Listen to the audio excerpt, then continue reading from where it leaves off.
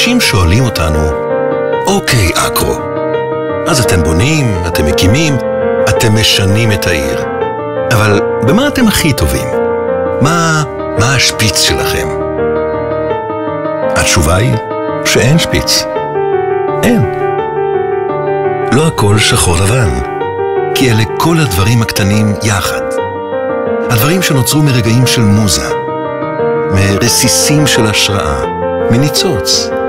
הפרטים האלה שעשויים מהברקה, שבנויים ממעוף. את כל אלה אנחנו יוצקים אל תוך היסודות, ומשם עולים קומה אחרי קומה, כדי להשפיע על קו הרקיע. אז לא, אין שפיץ. אבל אם בכל זאת מתעקשים, בואו נקרא לזה פשוט אקרו.